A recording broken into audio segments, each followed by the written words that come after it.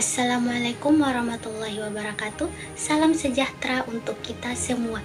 Perkenalkan, saya Yulianti Wagola dengan NIM 20240501031008. Saya mahasiswi dari IAIN Kendari, Program Studi Manajemen Bisnis Syariah. Yang terhormat Bapak Dosen Dr. Sodiman, SPhil IMAG, dan teman-teman yang saya banggakan. Di sini saya akan menyampaikan orasi ilmiah dengan tema Ekonomi Digital, Peluang dan Tantangan Masa Depan Indonesia. Saudara-saudara, hari ini kita hidup di tengah revolusi besar, yaitu ekonomi digital, sebuah era di mana teknologi mengubah wajah bisnis, membuka peluang baru, sekaligus menghadirkan tantangan yang harus kita jawab bersama. Apa itu ekonomi digital? Ekonomi digital adalah kegiatan ekonomi yang berbasis pada teknologi informasi dan komunikasi, terutama internet.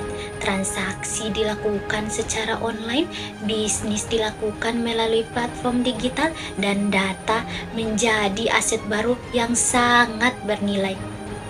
Contohnya bisa kita lihat dari e-commerce seperti Tokopedia, Shopee, atau Gojek yang tidak hanya menjual produk tetapi juga menciptakan ekosistem digital yang lebih luas.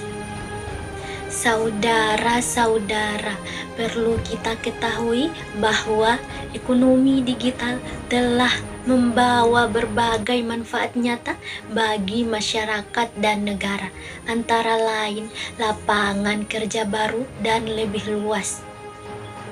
Transformasi digital menciptakan permintaan tenaga kerja di bidang teknologi informasi, pemasaran digital, analisis data, dan keamanan cyber.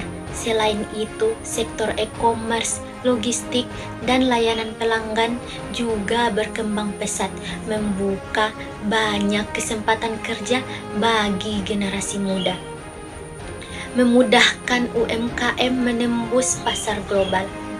UMKM kini lebih mudah memasarkan produk hingga ke luar negeri. Platform digital memungkinkan pelaku usaha kecil bersaing di pasar internasional tanpa harus memiliki toko fisik di berbagai negara. Efisiensi dan inovasi. Digitalisasi membuat proses bisnis lebih efisien, mengurangi biaya operasional, dan mempercepat transaksi. Inovasi produk dan layanan pun bermunculan, mendorong pertumbuhan ekonomi yang lebih inklusif dan berkelanjutan. Akses informasi dan transaksi yang lebih mudah. Konsumen kini dapat membandingkan harga, mencari produk terbaik, dan melakukan transaksi dengan cepat dan aman dari mana saja. Namun, di balik peluang besar, ekonomi digital juga membawa tantangan yang tidak bisa kita abaikan. Antara lain, keamanan cyber dan perlindungan data. Ancaman serangan cyber semakin nyata. Infrastruktur dan keamanan digital harus terus diperkuat agar data masyarakat dan pelaku usaha tetap aman.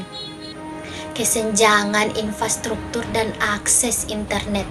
Banyak wilayah di Indonesia, terutama di daerah terpencil, yang belum menikmati akses internet yang berkualitas. Ini menghambat pemerataan manfaat ekonomi digital. Keterampilan dan literasi digital. Banyak tenaga kerja yang belum memiliki keterampilan digital yang memadai. Peningkatan edukatif dan pelatihan sangat dibutuhkan agar masyarakat tidak tertinggal dalam persaingan global. Regulasi yang belum mengikuti perkembangan zaman.